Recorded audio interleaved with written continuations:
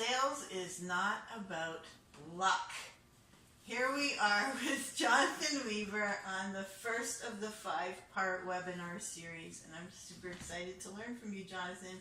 So why do some companies just rock it and some struggle?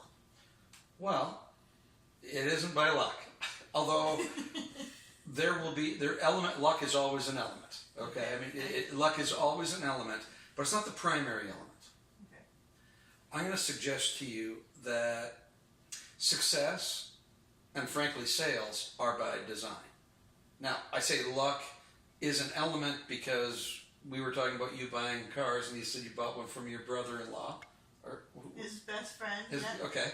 And I talked about the fact that over the course of your life, you've bought things in spite of the salesperson. In other words, you wanted to buy things so badly that despite the fact the person was a horrible salesperson, you said, hurry up, let me buy it and get out of here.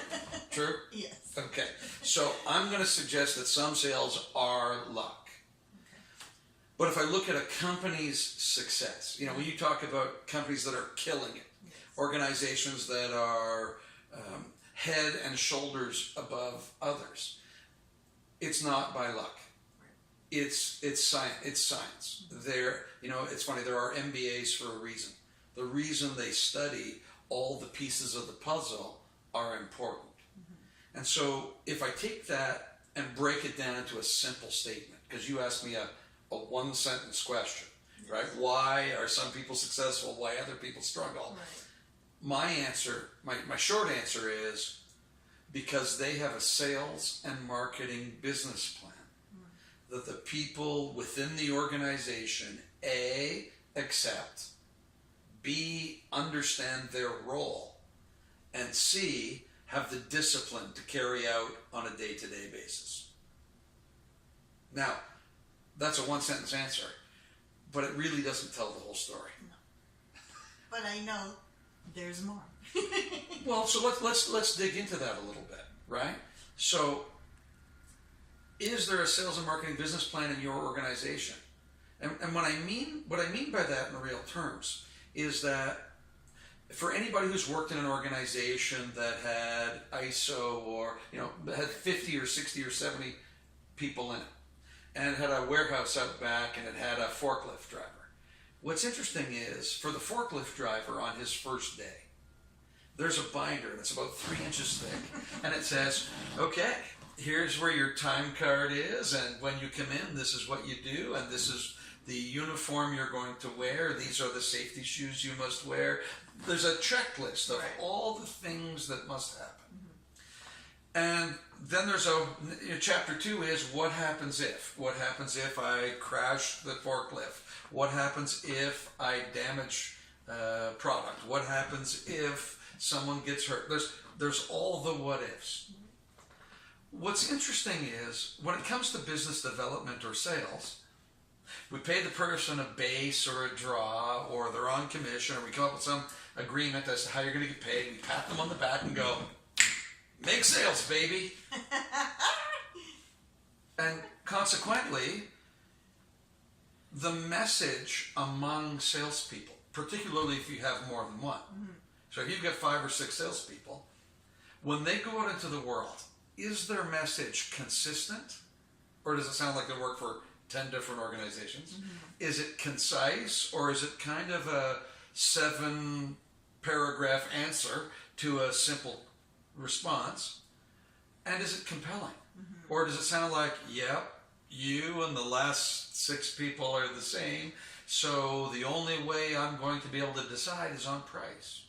And by the way, anybody who says that we live in a price-driven marketplace is completely mistaken. Okay. Customers decide on price when everything else is equal. Mm. Okay. So a sales and marketing business plan that differentiates, that says, here's why you should do business with me. Here's why I am the low-risk provider. Here's why I make your life work easier. Here's why I give you a competitive advantage in your marketplace, and here's why, I have the lowest total cost, although my price is higher. So we can proactively differentiate. The question is, do you have the science? You know, in our program, and you know, we have a workshop where we help people to figure out how to make that work. Yes. It's one thing to say, yes, I'm going to be differentiated. And I'm going to suggest to you that 9 times out of 10, when we do an exercise and get people to differentiate, we have their colleagues and the other people in the audience say, is that really different? And frankly, often the answer is no. I'm going to suggest that the problem is most people don't have a defined program that they're following, a recipe. You know, let me ask you this: is there a family recipe in the Goodman? Is there a Goodman recipe for a family recipe for a favorite meal? There's lots of them. Okay, so what's your favorite of all the recipes you have? What's your favorite? Probably something my grandmother made. Okay. So she has a secret family recipe for that, and there are other people in the family who think theirs tastes just as good, but they've modified Grandma's recipe. Am I right? Or they don't. Oh yeah, right. Or they don't follow the recipe at all. Or they don't, and just let her do it. Oh, okay. Well, that way they're guaranteed to get the result, but it's not replicated. Right. So if you talk about companies that are killing it, they're able to replicate because they have a recipe. Right. You see, when a business owner says, hey, I'm going to turn that over to you, 2 problems take place. A, they end up with a salesperson, or the 80-20 rule, the Pareto principle takes over, and they have a salesperson or a couple of salespeople who make most of the sales. Right. And then the rest waste most of their time and money. Right? Yes. Because they don't have a plan that's replicable. And so what I'm going to suggest to the people who are watching this video is that A, you're going to have to learn how to write a sales marketing business plan, and then you have to have the discipline to subsequently follow it. Does that make sense? Absolutely. Now, do you want to talk about a couple of ingredients, or? If you're going to share them, then we want to talk about them. Okay. Well, I would suggest that the first ingredient you need in having a sales and marketing business plan is that what are you or your company willing and or able to deliver the consumer that your competitors are either unwilling or unable to deliver. That's relevant to them, that solves a problem for them. Does that make sense? Absolutely. If you can't define that first piece, the rest of the sales and marketing business plan is impossible to complete. So is there a listening element that's necessary here? Oh, I think that absolutely. I think when we start to look at, and one of the exercises is, okay, so what problem do you solve? What are you willing or able to do that makes you better than everyone else? And the truth is, most people don't have an answer that's consistent, concise, and compelling. So what's interesting, and I'll make it even more personal. You've been to a cocktail party, yes? 1 or 2. And you've politely asked somebody what they do for a living, although you don't really care. Am I right? Probably. Okay. And the weird part is they went off with a 7-paragraph answer that you were like, oh my God, please introduce, somebody please come over so I can introduce this person and make them go away. Right? Somebody did that to me, actually. Right. Which frankly is proof. Okay? And by the way, you know what happens a lot. Right? I mean, you put on networking mixers and you watch people fail dramatically. Yes. And the reason they fail is they try different things with different people. And the answer is, I need a consistent answer. I need an answer that's short enough so that people who are likely to buy from me are attracted to me. Yeah, that. Which means it has to be compelling. Yes. Right? So concise, compelling, consistent. If you haven't got that first piece, the rest of your sales and marketing business plan need not happen. Make sense? Yes. Well, you have to be able to show that uniqueness, right? And if you're not compelling, which is where the uniqueness comes in, Well, because if I can't show you why you need to buy from me and not Joe Schmo down the street that does the same thing. well, I watch the Cash Man. I watch the Cash Man commercials. Okay, and he's unique. He paints himself silver. He paints himself gold. That's unique. Yes. But it's not compelling to me. What's compelling, Yes. right, is that he says, "I've got cash. Right. If you come in, I've got cash. I'll solve your problem immediately." The rest is a show. Yes. And frankly, sometimes your uniqueness can cost you money. I mean, Okay. before I got asked to speak for the Ivy School of Business, and fortunately they've asked me back because they liked it, I was nervous because one of my uniquenesses is I don't wear socks. Right. And I thought, perhaps that's going to be a problem. And because I know that the fact I don't wear socks has cost me business. Okay. Interesting. Here's the good news, and I don't care. Right. You know, what's interesting to me is that when I look at my customers don't care what I'm wearing. They care that the information they're going to get is going to change their business result. And what's interesting about that is it becomes part of my consistent, concise, and compelling. So when people ask me what I do for a living, by the way, I currently own a campground, which is taking up, it's my retirement plan. But my business for fixing organizations, my compelling proposition has always been, I work with companies on a contract basis to solve sales problems. Now, if we're at a cocktail party and you don't really care, you say, "Oh, interesting." But if you're a business owner with a sales problem, it's the beginning of an engaged conversation. Yes. Absolutely. So does that make sense? Absolutely. The sentence is very short, okay? So it's very concise. It's only compelling to the people I want it to be compelling to, Yes. right? So I can use it consistently because it doesn't hurt anyone who's not interested, but it works for the people who I want to attract. So Does you that mean, make sense? Jonathan, you're not going to bore me with like a half an hour's worth of stuff. You're just going to give it to me straight on so that I know whether I want to continue this conversation or not?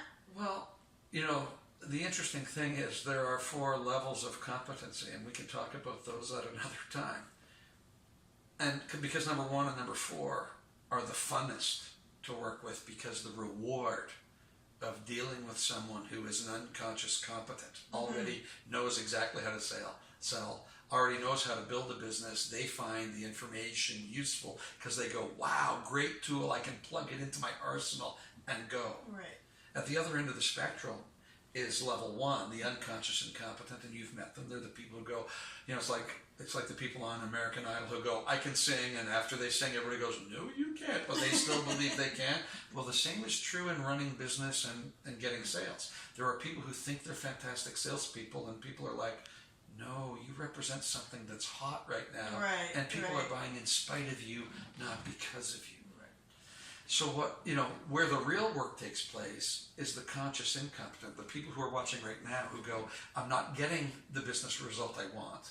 I want this result. I need to learn more about a sales and marketing business plan so that I can follow a proven recipe custom built for my business so that I can get the results I want." If I move to level 3, the conscious competent, the goal is to give them we'll literally give them a recipe.